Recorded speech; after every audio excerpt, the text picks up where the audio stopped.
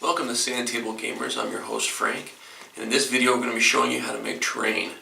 If you play space games like Star Wars X-Wing or Star Trek Attack Wing, you might have noticed they come with asteroid templates like this one from Star Trek, or maybe one of these from Star Wars. Now these are nice, but they're not really that attractive. The best thing you can do, if you're a true gamer, is make your own terrain.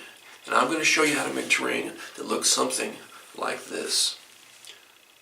So stay tuned and we'll start making terrain.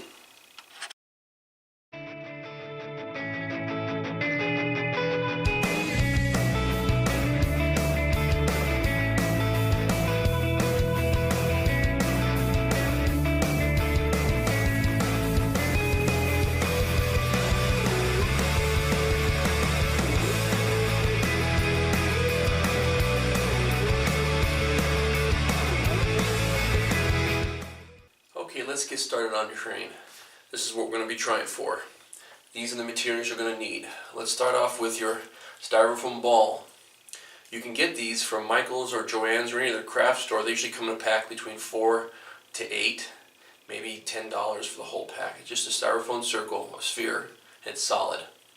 The ones I pick up have a small hole in the bottom where you can use a flight stand that you might get from Games Workshop. They usually have 3 of these whenever they have a kit or a model that requires a flight stand, and these work great. You just put a dab of glue in there, and then there you go. So what we have here is, we got some glue, wood glue or white glue. Elmer's glue works fine. We have a sharp knife. You got to make sure that you have a sharp knife, or else you wind up hurting yourself. Sharper is better. We have this little plate here we use for mixing our paints.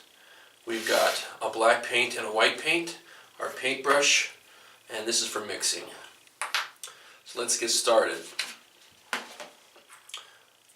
This is the styrofoam ball. What we're going to do is we're going to use our knife to cut it into the shape we want.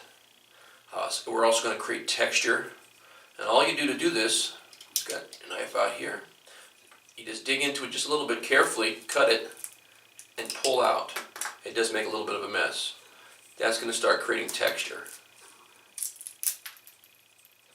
And you're going to keep doing this, just like this, until you do the entire ball, and it's going to look something like this when you're done. You're going to have all these really neat textures, different shape. You've glued the base in, and this is what you've got. You'll take your black paint,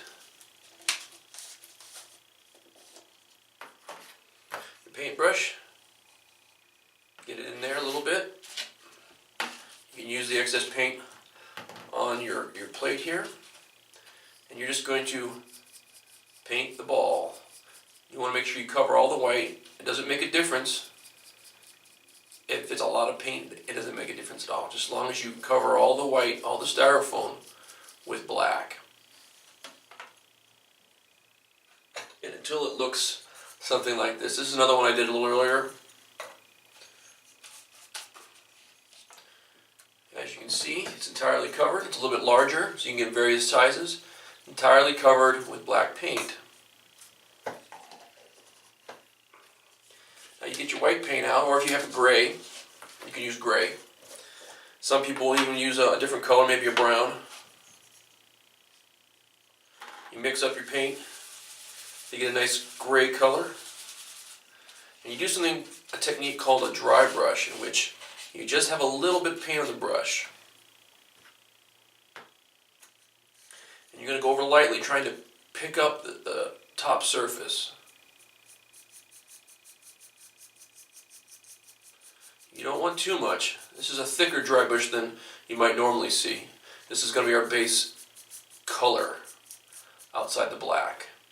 It's also going to pick up all the detail, the crevices, so that they'll be black. They'll give it a little bit of a 3D effect. Just like that.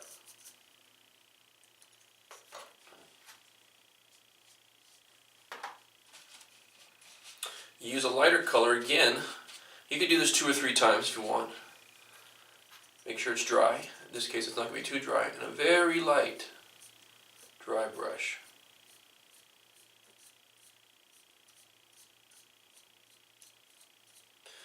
once again, it picks up the raised surfaces in the dry brush. Now you're going to keep doing this until, once again, it comes up looking just like this. Right here. Pretty simple stuff. What I like to do after I've completed my project, I use, what we got here is a clear gloss to protect it. And you would brush that on.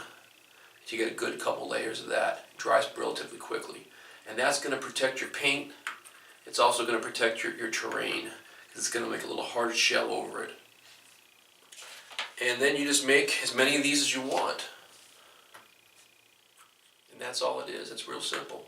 There are other techniques you use. You can use different colors. I've seen people use lava rocks, small lava rocks, and put a base on those. They have more of a asteroid-like texture. And you can try that too. I'd like to thank you guys for watching the video, and there'll be more videos to come. Stay tuned to the next one.